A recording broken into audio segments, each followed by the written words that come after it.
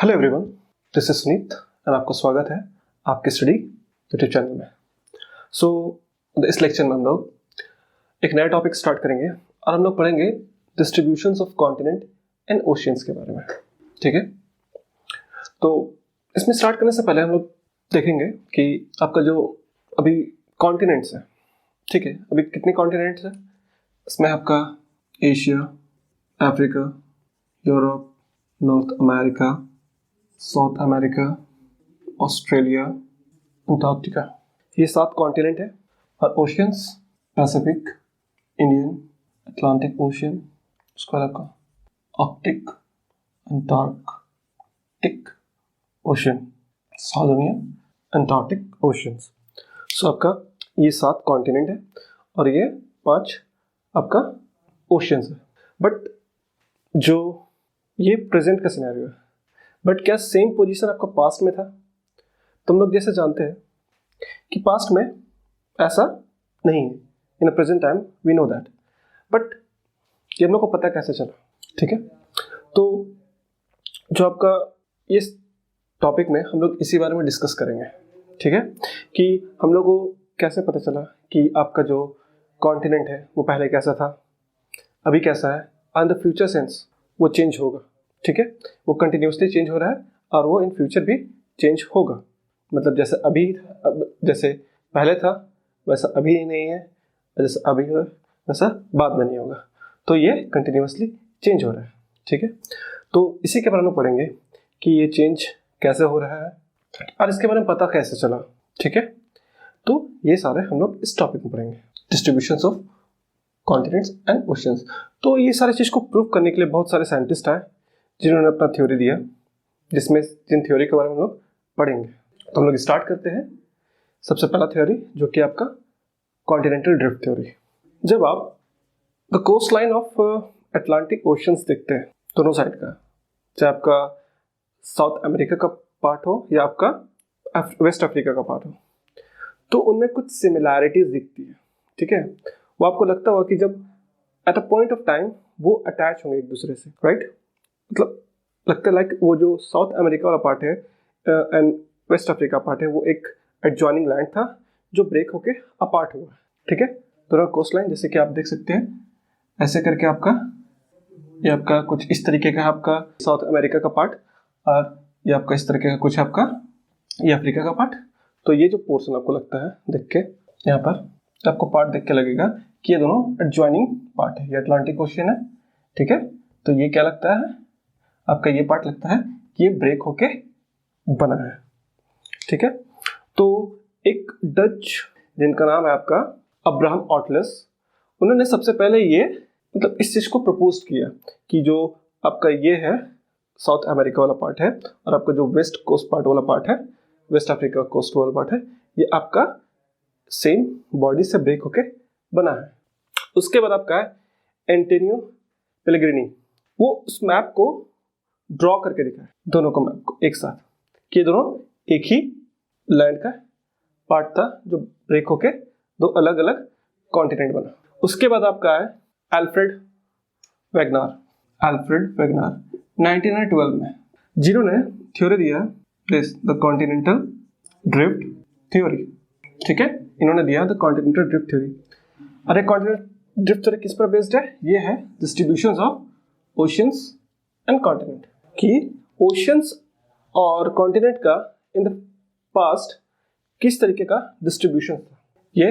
तो इनके हिसाब से अकॉर्डिंग टू वैगनार ये बोले कि जब का ऑल द कॉन्टिनेंट्स पार्ट्स हैं राइट नाउ, वो पहले एक सिंगल कॉन्टिनेंट था और उसके अराउंड एक सिंगल ओशियंस थे। ठीक है, all continents are part of single continent surrounded by single ocean. ये जो आपका सिंगल कॉन्टिनेंट था इसको बोला गया पेंजिया। ठीक है, और जो ओशियन था उसको बोला गया पैंथलासा। इसका मतलब होता है ऑल अर्थ और इसका मतलब होता है all water, Pangaea and Panthalassa. ठीक है, तो सबसे पहले यही कॉन्टिनेंट था, सुपर कॉन्टिनेंट, और ये सुपर ओशियंस। ठीक है, उसका अराउंड 2000 ईयर बाद, million year, this Pangaea broke into 2 continents. एक का नाम था यूरेशिया और एक गोंडवाना लैंड। ठीक है, 2000 मिलियन ईयर में पेंजिया ब्रोक होना स्टार्ट हुआ, जिससे 2 कॉन्टिनेंट बने। एक था आपका यूरेशिया और गोंडवाना। ठीक है, और ये दोनों आपका ये अर्थ का मतलब एक 2 कंपोनेंट बना। ये था नॉर्दर्न कंपोनेंट और ये था साउदर्न कंपोनेंट। ठीक है, उसके बाद सब्सिक्वेंटली फिर क्या हुआ कि उसके बाद ये दोनों लैंड भी ब्रोक होके आज के प्रेजेंट कॉन्टिनेंट्स बने, जो कि एशिया, यूरोप, अफ्रीका ये सारे हैं। ये ब्रोक होके फिर आज के जितने भी कॉन्टिनेंट है इनका फॉर्मेशन हुआ। तो ये आपका वैगनार यही बताने का कोशिश किया। ठीक है, अब क्या हुआ कि जब ये थ्योरी दी है तो इनको प्रूव करने के लिए मतलब इनको कि ये सही है, कुछ एविडेंस थे जो इनके थ्योरी को काफी ज्यादा सपोर्ट करते थे। ठीक है, evidence that support वैगनार्स theory.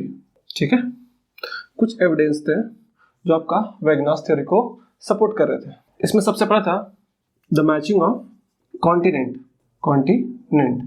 The matching of continent, जैसे हम लोग पहले क्या पढ़े कि जो आपका शोर लाइन था साउथ अमेरिका का और जो शोर लाइन था आपका वेस्ट अफ्रीका का, वो काफी ज्यादा सिमिलर लगता है एक दूसरे से। ठीक है, तो इससे क्या पता चला कि आपका जो वो एक ही लैंड के पार्ट्स थे जो ब्रेक होके आपका एक 2 डिफरेंट कॉन्टिनेंट बने। ठीक है, उसके बाद आपका जो प्रोग्रामिंग लैंग्वेज आया उससे कुछ लोगों ने वो दोनों कॉन्टिनेंट को एक दूसरे में जोड़ के ट्राई किया, तो वो काफी ज्यादा मैच हो गया एक दूसरे से कि they are part of one land. ठीक है, सेकंड था एज ऑफ रॉक। जो आपका रेडियो एक्टिव डेटिंग से पता चला, जब आपका एडवांस हुआ साइंस, तो रेडियो एक्टिव से आपका किसी भी हम लोग रॉक्स का एज पता करने लगे। ठीक है, तो उससे हम लोग को पता चला कि जो आपका अराउंड 2000 मिलियन ईयर का जो एंशिएंट रॉक बेल्ट है वो आपका साउथ अमेरिका में और वेस्ट अफ्रीका में वो मिला है और दोनों का एज अराउंड सिमिलर है। ठीक है, और इवन आपका कुछ मरीन डिपॉजिट थे जो कि आपका अफ्रीका में प्लस आपका साउथ अमेरिका में भी आपका मिले हैं जो कि सेम एज का था। तो इससे क्या पता चला, इससे ये पता चला, और वो जुरासिक पीरियड का दोनों जो मरीन डिपॉजिट थे जुरासिक पीरियड के थे। तो ये एक चीज को प्रूव करने की कोशिश किया कि इन द एंशिएंट टाइम जो अफ्रीका और आपका जो साउथ अमेरिका है उन लोग के बीच में ओशियंस एग्जिस्ट नहीं करता था। ठीक है, इससे पता चला कि जो मरीन डिपॉजिट आपका जुरासिक पीरियड मिले जिनका एज आपका अफ्रीका और आपका साउथ अमेरिका में सेम था। ठीक है, तीसरा आपका था टिलेट्स। ये आपका होता है a types of sedimentary rock, a type of sedimentary rocks. एक टाइप ऑफ सेडिमेंट्री रॉक्स है, ठीक है, जो कि that form from deposit of glaciers. Tillites क्या है, एक सेडिमेंट्री रॉक्स का टाइप्स है जो कि डिपॉजिट ऑफ ग्लेशियर्स का जो डिपॉजिट्स आते हैं उसके कंबाइन होने से ये सेडिमेंट्री रॉक्स होता है। सेडिमेंट्री रॉक्स ऐसे हम लोग क्या पढ़े थे कि आपका जो डिफरेंट जो और रॉक्स है, चाहे वो आपका खुद सेडिमेंट्री रॉक्स है या इग्नियस रॉक्स है या आपका मेटामॉर्फिक रॉक्स है, वो लोग ब्रेक करके सेडिमेंट्स में बढ़ जाते हैं, फिर वो सेडिमेंट्स एक्यूमुलेट होके एक दूसरे में सीमेंटेड हो जाता है और फिर फॉर्मेशन होता है सेडिमेंट्री रॉक्स का। तो यहाँ पर भी क्या हो रहा है कि जो डिपॉजिट ग्लेशियर्स से आ रहे हैं वो जब एक दूसरे में ऐड होके सीमेंटेड हो जाते हैं तो उससे आपका सेडिमेंट्री रॉक्स का फॉर्मेशन होता है, जो सेडिमेंट्री रॉक्स को हम लोग टिलाइट्स बोलते हैं। ठीक है, तो इससे पता चला कि जो आपका गोंडवाना लैंड था वहाँ जो आपका सेडिमेंट्री रॉक्स का सिस्टम था स्पेशली इन इंडिया, उसके काउंटर पार्ट्स आपके और डिफरेंट एरिया में भी मिले हैं, जो है आपका अफ्रीका, ऑस्ट्रेलिया, उसके बाद आपका फॉक आइलैंड, अंटार्कटिका। ठीक है, जो यहाँ पर जो आपका सेडिमेंट्री रॉक्स का ये सिस्टम मिला है इंडिया में, उसके same counterparts Africa, Australia, फॉक आइलैंड और अंटार्कटिका में मिला है।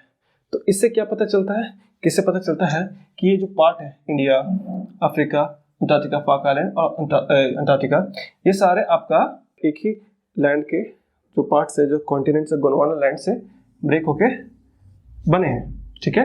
क्योंकि यहाँ का जो आपका प्लेट्स का जो आपका स्ट्रक्चर था उसमें आपका जो आपका डिपॉजिट्स था वो काफ़ी ठीक थे। तो सेम आपका पता चला कि जो आपका गोंडवाना लैंड है वहाँ पर जो सेडिमेंट्री रॉक्स है वो इन जगहों में मिला है। तो इससे पता चला क्या कि जो पहले जो गोंडवाना लैंड था वो ये सारे ये लोग मिलके एक कॉन्टिनेंट बने थे जो कि था आपका गोंडवाना लैंड, ठीक है। और भी एविडेंस है, एक है प्लेसर डिपॉजिट, चौथा में आता है आपका प्लेसर डिपॉजिट्स। प्लेसर डिपॉजिट्स में ये होता है कि जब आपका वेदरिंग होता है या इरोजन होता है तो जो एक प्राइमरी रॉक्स के जो पार्ट्स है, ठीक है, वो क्या होते हैं कि वो आपका डेनुडेशन एजेंट्स की वजह से जहाँ पर उनका जो सोर्स रहता है वहाँ से उठ के वो किसी और जगह चले जाते हैं, तो ये होता है, और वहाँ पर जाकर डिपॉजिट हो जाता है, तो ये होता है प्लेसर डिपॉजिट।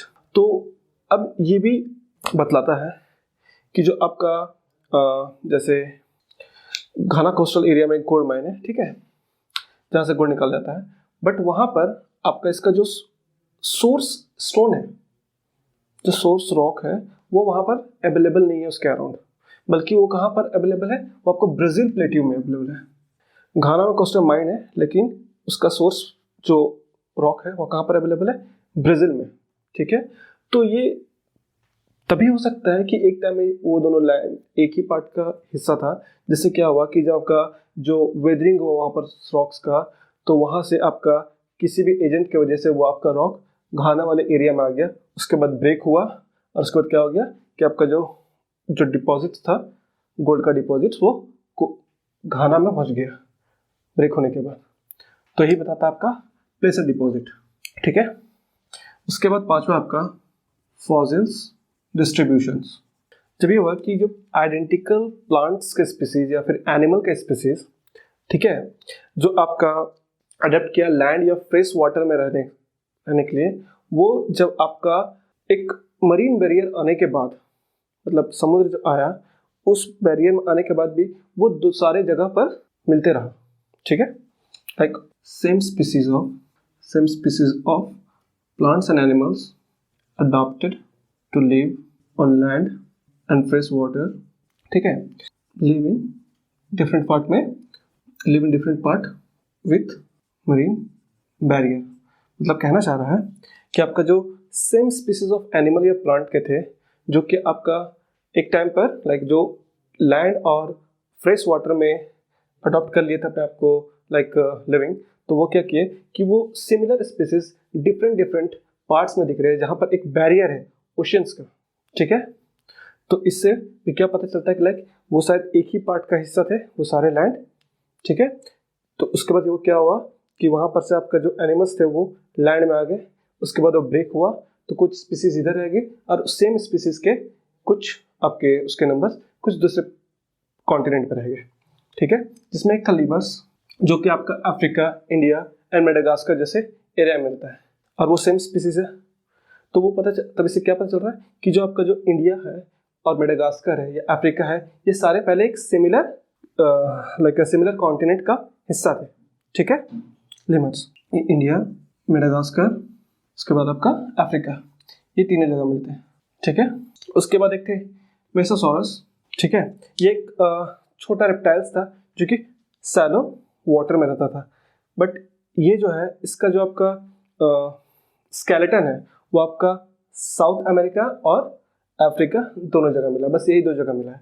तो ये भी प्रूफ करता है कि किसी पॉइंट ऑफ टाइम में तब ये कैसे, जब सैलो वाटर में रहता तो उतना बड़ा जो समुद्र बना अटलांटिक ओशन वो वहाँ पर उस समय एग्जिस्ट नहीं करता था, तभी ये दोनों जगह मिल पाया। तो ये सारे जो 5 पॉइंट्स था ये आपका प्रूफ करते हैं, एविडेंस को सपोर्ट करते हैं वैगनास थ्योरी के, ठीक है। सो आज का टॉपिक हम लोग खत्म करते हैं। नेक्स्ट टॉपिक में हम लोग पढ़ेंगे कि आपका जो कॉन्टिनेंटल ड्रिफ्ट हुआ वो उसको प्रूव करने के लिए, मतलब उसको बताने के लिए कि वैगनास ने क्या अपना पॉइंट रखा, ठीक है। So thank you so much, have a nice day.